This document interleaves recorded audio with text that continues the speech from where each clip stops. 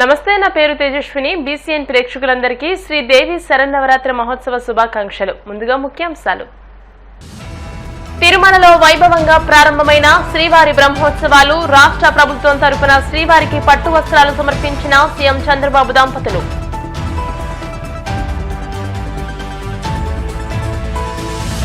చంద్రబాబుకి దేవుడంటే భయం, భక్తి రెండూ లేవు. ముఖ్యమంత్రిపై విమర్శలు గుప్పించిన మాజీ సీఎం వైఎస్ జగన్. శ్రీకాళహస్తీశ్వర స్వామివారి దేవస్థానంలో వైభవంగా దేవి శరన్నవరాత్రి బ్రహ్మోత్సవాలు. రెండవ రోజు మహావిష్ణువు అలంకారంలో అభయమిచ్చిన అమ్మవారు.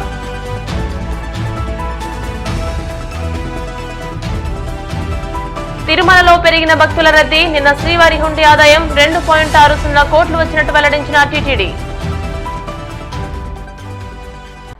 తిరుమలలో శ్రీవారి బ్రహ్మోత్సవాలు వైభవంగా ప్రారంభమయ్యాయి. రాష్ట్ర ప్రభుత్వం తరపున ముఖ్యమంత్రి చంద్రబాబు దంపతులు శ్రీవారికి పట్టు వస్త్రాలు సమర్పించారు. తిరుమలలోని బేడి ఆంజనేయ స్వామిని దర్శించుకున్న అనంతరం వెండి పళ్లెంలో పట్టు వస్త్రాలు తీసుకుని శ్రీవారి ఆలయానికి చేరుకున్నారు. పట్టు వస్త్రాలను సమర్పించి స్వామివారి దర్శించుకున్నారు. దేశంలో ప్రపంచంలో ఉండే హిందువులందరికీ కూడా అభినందనలు. ఈరోజే బ్రహ్మోత్సవ కార్యక్రమాలు ప్రారంభమైన బ్రహ్మోత్సవ కార్యక్రమాలు 9 రోజులు జరుగుతుంది. అనేక వాహనాల్లో స్వామివారు ఇక్కడంతా కూడా ఈ వీధుల్లో కూడా తిరిగే పరిస్థితి, ఊరేగింపు జరిపే పరిస్థితి వస్తుంది. ఒక పవిత్రమైన భావంతో ఇక్కడికి వచ్చే భక్తులే కాకుండా ప్రపంచం కూడా వాచ్ చేసే పరిస్థితిలో ఉన్నారు. కలియుగ దేవుడు మనందరికి కూడా ఈ సమాజాన్ని అన్ని విధాలా ఆదుకునే దైవం. నేను ఇప్పుడే కాకుండా నాకు ఒక అదృష్టం, అనేక సార్లు అందరికంటే ఎక్కువ సార్లు బ్రహ్మోత్సవానికి వచ్చి దేవునికి ప్రభుత్వ తరపున లాంఛనాలు సమర్పించే అవకాశం వచ్చింది. దీనికి నేను గర్వపడుతూ ఈ పవిత్రమైన రోజున మీ అందరికీ విజ్ఞప్తి చేస్తున్నా. ఈ 9 రోజుల్లో ఒక 15 లక్షల మంది భక్తులు ఇక్కడికి వస్తారు. ఈ 15 లక్షల మందికి ఎలాంటి ఇబ్బంది లేకుండా టీటీడీ మేనేజ్మెంట్ అయితే అన్ని కార్యక్రమాలు చేపడుతున్నారు. ఇక్కడ వసతి కానీ పరిశుభ్రత కానీ వచ్చిన వాళ్ళని అన్ని విధాల జాగ్రత్తగా చూసుకునే విధంగా అన్ని కార్యక్రమాలు సుజావుగా జరుగుతాయి. దేవుని దయ వల్ల ఇక్కడ అందరం కూడా మనం ఒక సేవకుల మారిగా పనిచేసి ఈ భక్తిని ప్రతిబింబించే విధంగా ఇక్కడ గోవింద గోవింద నామస్మరణం తప్ప ఇంకోటి ఏమీ ఉండకుండా మనం చూసుకోవాల్సిన బాధ్యత మనందరిపైన ఉంది. అలాంటి పవిత్రమైన కార్యక్రమంలో ఎవరైతే మనం భాగస్వాములు అవుతామో అది చరిత్రలో మనం మిగిలిపోయే పరిస్థితి వస్తుంది. దేవుడు ఆశీస్సులు మెండుగా ఉంటాయి. ప్రతి ఒక్కరు కూడా ఇక్కడికి వచ్చినప్పుడు ఒక పవిత్రతను పాటించవలసిందిగా మరొక్కసారి కోరుకుంటూ టీటీడీ మేనేజ్మెంట్ చేసే కార్యక్రమాలకి పూర్తిగా సహకరించవలసిందిగా మరొక్కసారి విజ్ఞప్తి చేసుకుంటూ అందరికీ నమస్కారాలు. సుప్రీంకోర్టు తీర్పు నేపథ్యంలో ముఖ్యమంత్రి చంద్రబాబు వెంటనే క్షమాపణలు చెప్పాలని మాజీ CM YS Jaganmohan Reddy demand చేశారు. తిరుమల శ్రీవారి లడ్డూ తయారీలో కల్తీ నెయ్యి వాడారనే అంశంపై దాఖలైన వాద్యంపై సుప్రీంకోర్టు తీర్పు వెల్లడించిన తర్వాత తాడేపల్లిలోని క్యాంపు కార్యాలయంలో జగన్ మీడియాతో మాట్లాడారు. సీఎం స్థాయిలో ఉన్న వ్యక్తి మత విశ్వాసాలను రాజకీయ దుర్బుద్ధితో రెచ్చగొడుతున్నారనేది సుప్రీంకోర్టు అర్థం చేసుకుంది కాబట్టే ఘాటైన వ్యాఖ్యలు చేసిందన్నారు. దేవుణ్ణి రాజకీయాల్లోకి లాగొద్దని, పొలిటికల్ డ్రామాలు చేయొద్దంటూ చంద్రబాబుకు మొట్టికాయలు వేసిందన్నారు. చంద్రబాబు స్వయంగా వేసుకున్న సిట్ ను కూడా రద్దు చేసిందన్నారు.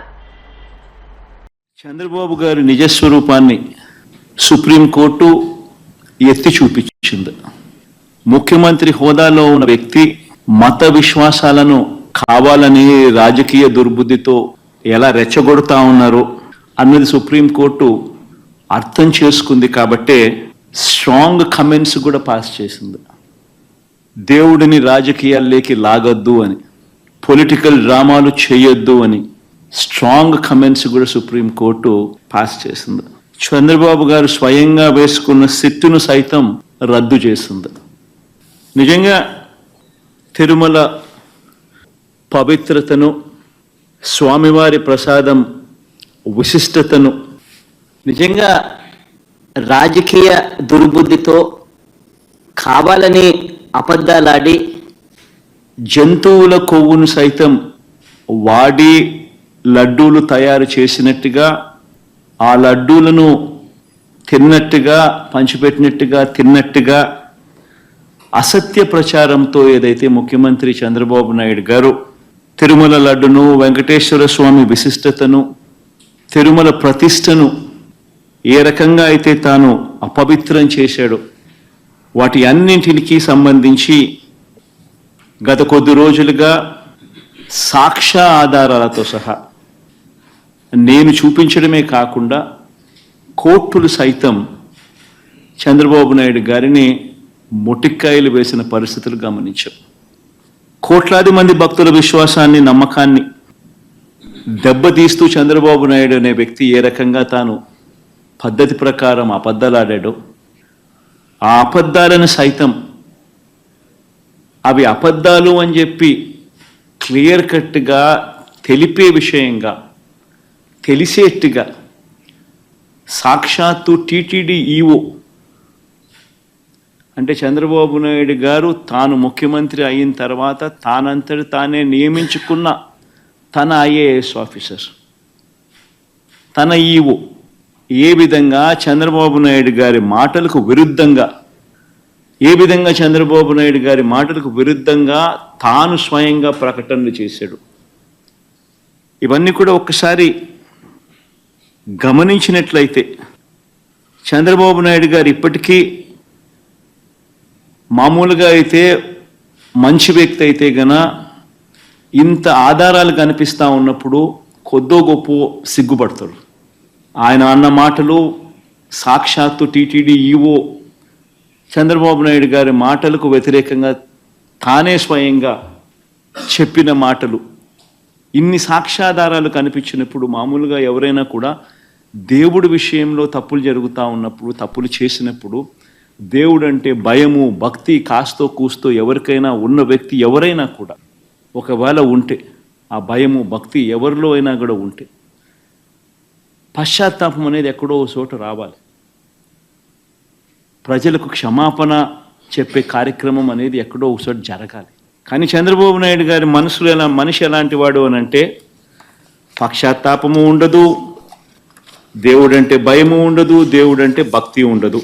చివరికి ఏ స్థాయిలో చంద్రబాబు నాయుడు గారి అబద్ధాల ప్రచారాలు, భయము, భక్తి ఏదీ లేకోకుండా తాను ఈ టీడీపీ సాక్షాత్తు Telugu Desam party website, Telugu Desam party official website నుంచి ట్విట్టరే కదా ఇది, ట్విట్టర్లో చంద్రబాబు నాయుడు గారు పెట్టిన పోస్టింగ్ అంటే పశ్చాత్తాపం అనేది ఎక్కడైనా కానీ కనీసం దేవుడి విషయంలో తప్పు చేసినప్పుడు, తప్పు జరిగింది అని తెలిసినప్పుడు, ఇంత ఎబ్బెట్టుగా కనిపిస్తూ ఉన్నప్పుడు ఎక్కడో ఒకచోట దేవునికి క్షమాపణ చెప్పి దేవుడు అంటే భయము భక్తి ఉండాల్సింది పోయి ఈ రోజుకి కూడా తన అబద్ధాలు, తన దుర్బుద్ధి, తన దుష్ప్రచారము ఏ స్థాయిలో ఉంది అని. శ్రీకాళహస్తీశ్వర స్వామి దేవస్థానంలో దేవి నవరాత్రి బ్రహ్మోత్సవాల్లో భాగంగా 2వ రోజు అమ్మవారు మహావిష్ణువు అలంకారంలో భక్తులకు అభయమిచ్చారు. విశేష పూజలు నిర్వహించిన అనంతరం ధూప దీప నైవేద్యాలను అమ్మవారికి సమర్పించారు. ఈ కార్యక్రమంలో దేవస్థానం deputy EO NR Krishna Reddy, AEO Lokesh Reddy, superintendent CSO Nagabhushanam Yadav, temple inspector Hari Yadav మరియు ఆలయ అధికారులు, సిబ్బంది, భక్తులు అధిక సంఖ్యలో పాల్గొని అమ్మవారిని దర్శించుకున్నారు.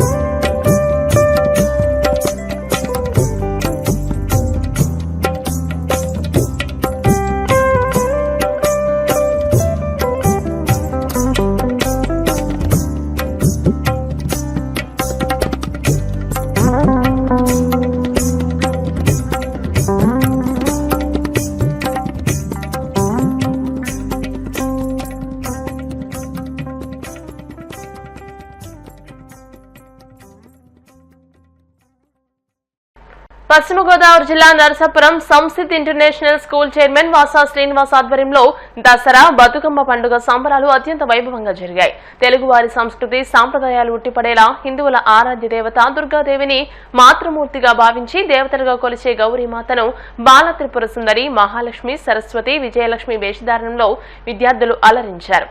అమ్మవారి నృత్యాలు, భరతనాట్యం, బతుకమ్మ, జానపద నృత్యాలతో విద్యార్థులు సందడి చేశారు.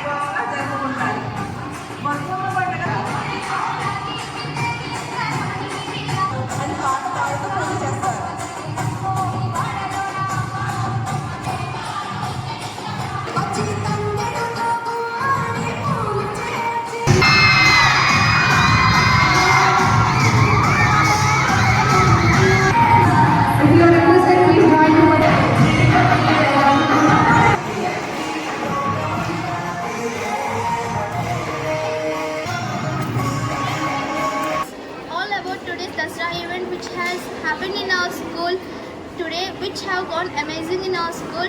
So in Dasra celebrations, the children of grade nursery, LKG and grade 1 to higher sections have participated, and with their new categories with Navadurgas and speeches and slokas were impressed by the all children and parents attended this event.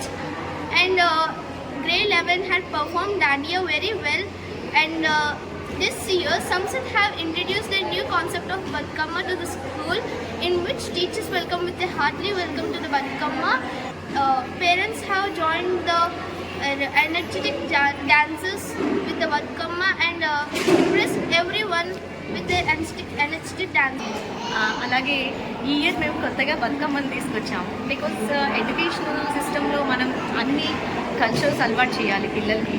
So Bathukamma తేవడం జరిగింది. ఆ Bathukamma ఉత్సాహంలో parents అందరూ కూడా పాల్గొని బతుకమ్మలో చేతులు జోడించి టీచర్స్తో ఆడడం జరిగింది.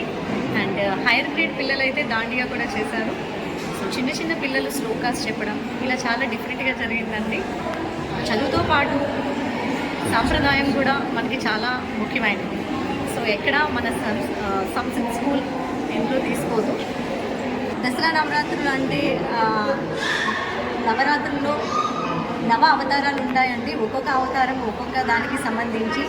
సో ఈ దసరా వేడుకల్లో మేమందరం ఏం కోరుకుంటున్నామంటే సో ఈ దసరా సందర్భంగా అందరి కుటుంబాలకి విజయం జరగాలని కోరుకుంటూ సంసిత్ యాజమాన్యం నర్సపూర్. Thank you. ఇప్పుడు ప్రకటనలు.